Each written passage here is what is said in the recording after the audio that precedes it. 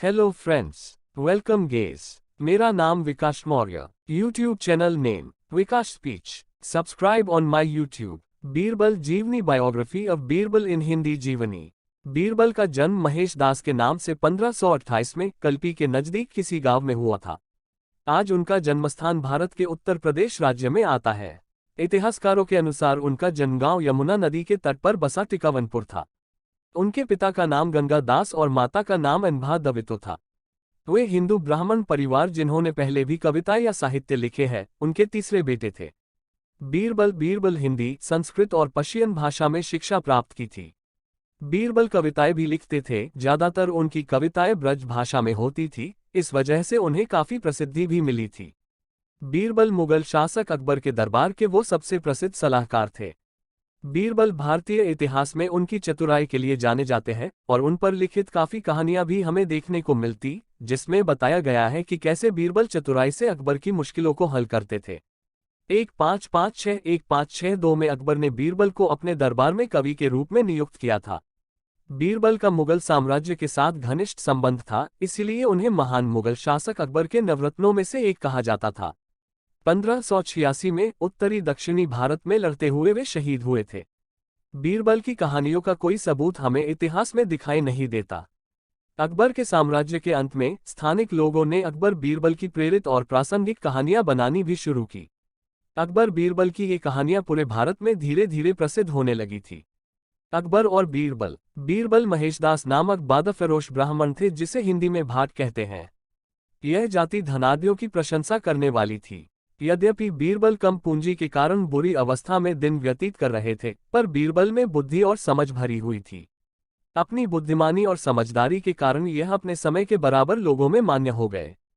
जब सौभाग्य से अकबर बादशाह की सेवा में पहुंचे, तब अपनी वाक्चातुरी और हंसोड़पन से बादशाही मजलिस के मुसाहिबों और मुख्य लोगों के गोल में जा पहुंचे और धीरे धीरे उन सब लोगों से आगे बढ़ गए।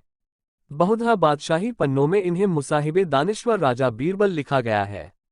जब राजा लाहौर पहुंचे तो हुसैन कुली खां ने जागीरदारों के साथ ससैन्य नगरकोट पहुंचकर उसे घेर लिया। जिस समय दुर्ग वाले कठिनाई में पड़े हुए थे, दैवात उसी समय इब्राहिम हुसैन मिर्जा का बलवा आरंभ हो गया था और इस कारण कि उस विद्रोह का शांत करना उस समय का आवश्यक कार्य था, इससे दुर्ग विजय करना छोड़ देना पड़ा। अंत में राजा की सम्मति से विधिचंद से 5 मन सोना और खुतबा पढ़वाने, बादशाही सिक्का ढालने तथा दुर्ग कांगड़ा के फाटक के पास मस्जिद बनवाने का वचन लेकर घेरा उठा लिया गया। 30वें वर्ष सन 994 ही। सन 1586 में जैन खां कोका यूसुफजई जाति को, जो स्वाद और बाजौर नामक पहाड़ी देश की रहने वाली थी, दंड देने के लिए नियुक्त हुआ था। उसने बाजौर पर चढ़ाई करके स्वाद पहुंचकर उस जाति को दंड दिया। घाटियां पार करते करते सेना थक गई थी, इसलिए जैन खां कोका ने बादशाह के पास नई सेना के लिए सहायता प्रार्थना की। शेख अबुल फजल ने उत्साह और स्वामीभक्ति से इस कार्य के लिए बादशाह ने अपने को नियुक्त किए जाने की प्रार्थना की। ऐतिहासिक भूमिका बनाम लोक कथाओं में उन्हें अकबर की तुलना में कम उम्र के एक धार्मिक हिंदू के रूप में हमेशा चित्रित किया जाता है और मुस्लिम दरबारियों के विरोध में नैतिक रूप से खड़े होते हैं, जो उनके खिलाफ षड्यंत्र करते हैं। उनकी सफलता केवल उनके कौशल के कारण थी और उन्होंने सम्राट को इस्लाम से हिंदू धर्म की परवरिश करने का आश्वासन दिया। इस प्रकार उन्हें अकबर पर धार्मिक, राजनीतिक और व्यक्तिगत प्रभाव प्राप्त करने के रूप में दर्शाया गया है, जो कि उनकी बुद्धि और तेज जीभ का प्रयोग करते हैं और कभी हिंसा नहीं करते हैं। हालांकि ऐतिहासिक रूप से उन्होंने कभी ऐसी भूमिका नहीं निभाई। बडयूनी उससे मस्ट्रस्टेड लेकिन उल्लेख किया था कि वह क्षमता और प्रतिभा की काफी मात्रा में होने था। ब्रज भाषा के कवि राय होल ने अकबर और उसके 9 ज्वेल्स की तारीफ की, जिसमें उनकी उदारता के लिए बीरबल पर विशेष जोर दिया गया। अपने बुद्धि या कविता के बजाय सम्राट के विश्वास पात्र के रूप में अपनी आध्यात्मिक उत्कृष्टता और स्थिति पर बल देते हुए अबुल फजल ने उन्हें सम्मानित किया। आधुनिक हिंदू विद्वानों ने दावा किया कि उन्होंने अकबर को बोल्ड फैसले बनाया और अदालत में रूढ़िवादी मुस्लिम उन्हें तुच्छ जाना, क्योंकि उसने अकबर को इस्लाम का त्याग दिया, लेकिन कोई सबूत मौजूद नहीं है कि उन्होंने अकबर के विश्वासों को प्रभावित किया।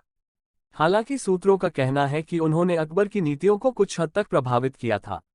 यह उनके लिए अकबर का स्नेह था, उनकी धार्मिक सहिष्णुता और सामाजिक उदारवाद जो इसके लिए कारण था और बीरबल का कारण नहीं था। ऐतिहासिक रूप से वह अकबर की धार्मिक नीति के समर्थक और उनके धर्म दीन-ए-इलाही थे।